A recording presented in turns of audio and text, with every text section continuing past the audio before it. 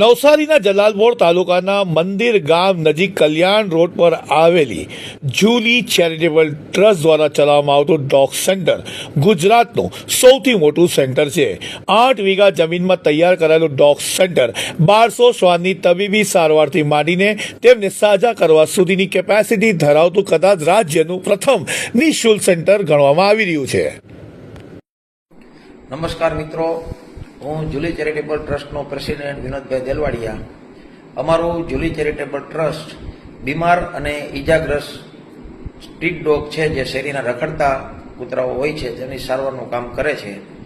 અને હાલ અમારા સેન્ટર પર 450 ડોગ સારવાર લઈ રહ્યા છે, જેમાં બધી જ અલગ અલગ બીમારીના ડોગ હોય છે।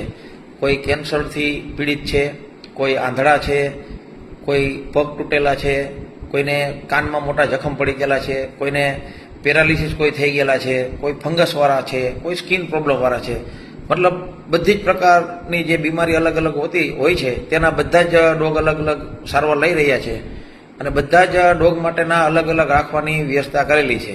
નાના બચ્ચા હોય તો તેનું અલગ રાખવાનું, મેલ અલગ રાખવાના, ફિમેલ અલગ રાખવાની, પેરાલિસિસવાળા ડોગ અલગ રાખવાના, પછી કોઈ ફંગસ છે જેનાથી બીજાને ફંગસ થતું હોય તો તેને અલગ રાખવાની વ્યવસ્થા છે।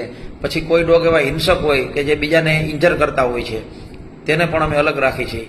હાલ આપણા સેન્ટર પર અત્યારે 11 ગજીબા છે બનાવેલા, જે ગજીબામાં 2 પંખા લગાવેલા છે, 6 શટર લગાવેલા છે, જેથી કરીને બધી ઋતુમાં આપણે કામ આવતા હોય છે। અને 15 જેટલી રૂમ બનાવેલી છે, અને રૂમની આગળ નાના નાના એવા ફળિયા રાખેલા છે, જગ્યા છોડેલી છે, જેનાથી કરીને એમને એવું ના લાગે કે અમને પૂરીને રાખે છે।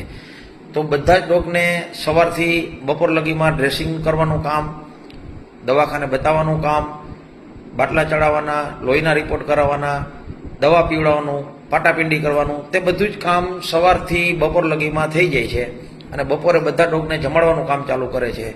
પછી 3 થી 3:30 વાગે આપણા ટ્રસ્ટમાં એક એમ્બ્યુલન્સની બી વ્યવસ્થા છે, કે જે 3 થી 3:30 વાગે જાય છે નવસારીમાં, અને જે જગ્યાએથી કોલ આવ્યા હોય તે જગ્યાએ જઈને અને ડોગને જોઈ લે છે, અને ત્યાં દવા થતી હોય ત્યાં કરે છે। અને એવું લાગે કે ભાઈ એને ખરેખર આપણે લાવવો પડે છે સેન્ટર પર અને એડમિટ કરવાનું છે, તો એને એડમિટ કરી દઈએ છીએ।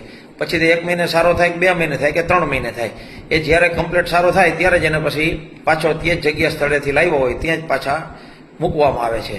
અને લગભગ 9 થી 9:30 વાગ્યા લગી આ બધું કામ ચાલે છે। અને જે ડોગ સારા થયા તેને પાછા મૂકવાના, જે બીમાર ડોગ હોય તેને લાવવાના, તે બધું જ કામ સારી રીતે ચાલે છે। અને 365 દિવસ, આખું વર્ષ કોઈ પણ દિવસ રજા રહેતી નથી, અને કાયમ માટેનું કામ સરસ રીતે ચાલે છે।